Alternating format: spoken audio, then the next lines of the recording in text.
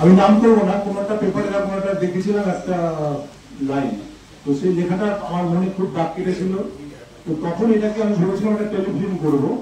তো টেলিফিল্ম করার জন্য আমি অলরেডি মানে গল্পের যে মেইন ক্যারেক্টার করবে মাঝবয়সী, আমি সঙ্গে থেকে চুজ করেছিলাম এবং দাদার কাছে যাই, আমাদের অশোক গুপ্তার কাছে। দাদা বলে ঠিক আছে তুমি এটাকে টেলিফিল্ম করো, কিন্তু দাদাকে বললাম দাদা এটা টেলিফিল্ম আগে একটা সিনেমা করো। তো আস্তে আস্তে টেলিফিল্ম যায় কিন্তু সিনেমাটা হয়ে গেছে। এটা আমারও লাগ বলতে পারেন, আমাদের লাগ, এটা মানে খুব ভালো লেগেছে। আর ছবিটার মধ্যে বিভিন্ন শেড আছে, একটা শিক্ষণীয় ব্যাপার আছে। প্রতিবাদ করে যে জেতা যায়, অন্যায় নয়, অন্যায়ের সঙ্গে প্রতিবাদটাও করতে হবে। প্রতিবাদ করলে আমার নিশ্চয়ই, আপনি না পারি অন্তত একটু প্রতিবাদ তো করবো। তো এই গল্পের মাঝখানে আমি সেটাই করতে চেয়েছি। ভীষণ ভালো অভিনয় করছে সম্বিতদা। আমি আসছি দিদির কাছে, আসি দিদি বলুন। সবাইকে আমি আমার প্রণাম জানাচ্ছি। সংবাদ মাধ্যম এত বৃষ্টির মধ্যে আসতে অসংখ্য ধন্যবাদ। আমি ভীষণ কৃতজ্ঞ জয়ন্ত উপাধ্যায় পরিচালকের কাছে। আর আমি পিতার সমান অশোক গুপ্তা এবং মা বসে আছেন আর মিসেস মাকে আনলে ভালো হতো। অশোক গুপ্তা এবং ওনার মিসেস আমাকে মেয়ের মতন ভালোবাসা দিয়েছে এবং সেই জন্য আজকে এখানে কাজ করতে পারছি। আর রেশন কার্ড কি বলবো, রেশন তো সবারই দরকার লাগে না। রেশন এমন একটা সম্পদ যে এটা ছাড়া আমাদের দিন চলে না।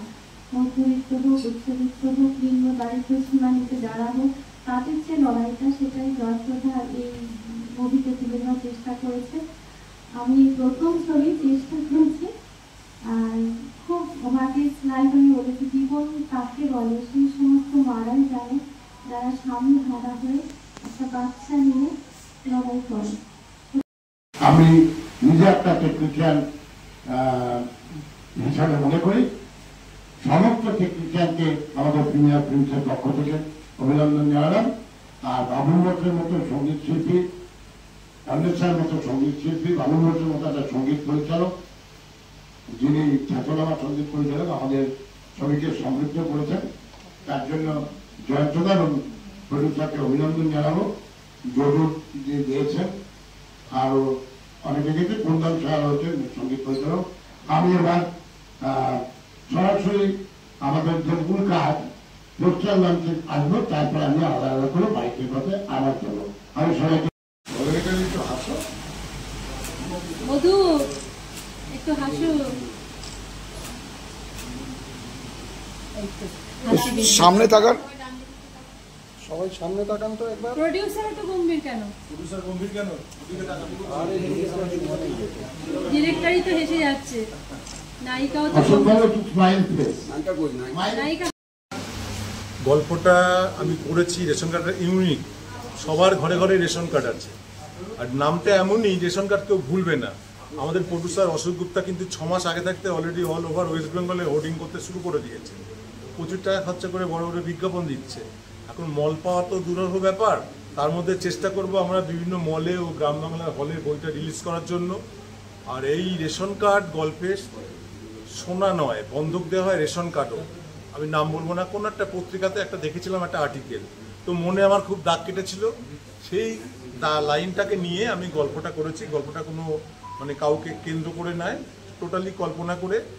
আর এই গল্প রেশন কার্ড কিন্তু সত্যি মানে এখনকার দিনে এমন একটা ছিল, 2005 সালের আগের ঘটনা বলছি।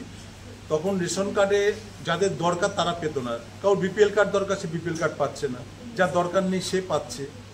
এখনো তুমি দেখবে বহরমপুর, তবে এখনকার সরকারকে আমরা কোনো উল্লেখ করিনি, এটা বিগত সরকারকেও বলা যাবে না। কোনো এক সময় এই রেশন কার্ড নিয়ে অনেক তঞ্চকতা হতো, রেশন কার্ড করে দেওয়ার নামে ভুড়ি ভুড়ি অভিযোগ থাকতো। তারপরে এখন রেশন কার্ড হয়তো ঘরে ঘরে সবাই পাচ্ছে, এই জন্য আমি রেশন কার্ডটা করেছি। রেশন কার্ড হিট এবং সবাই দেখবে। এবং আমার একটা কথাই বলার, জয়ন্ত উপাধ্যায় আমাদের ইস্টার্ন ইন্ডিয়ান মোশন পিকচার্স অ্যাসোসিয়েশনের অন্যতম প্রযোজক এবং পরিচালক। বাংলার ছবিতে এই ধরনের প্রয়াস যত বেশি হবে, বাংলা ফিল্ম ইন্ডাস্ট্রি তত বাড়বে।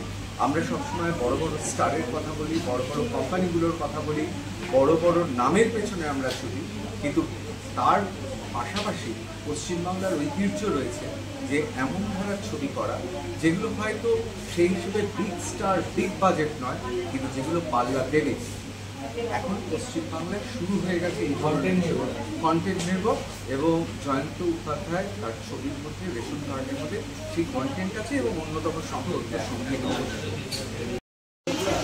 প্রথম ছবি জয়ন্তদা ভীষণভাবে সাহায্য করেছে, অভিনয় শিখিয়ে দিয়েছে। আর রেশম শব্দ তো আমি পশ্চিমবাংলায় থাকি, এখানে এখনো গ্রাম বাংলারই দেশ এটা, তো সেখানে এই শব্দের সাথে আপামর জনগণ গ্রামের দিকে সবাই তাদের জীবনে রেশম ভীষণ প্রয়োজন। সেই জন্য বইটার গল্প খুব একটু মানে কি বলবো, আমাদের পশ্চিমবঙ্গেরই গল্পের মতো রয়েছে, সেই জন্য আমি রাজি হয়েছি, ঠিক আছে, আমি করেছি।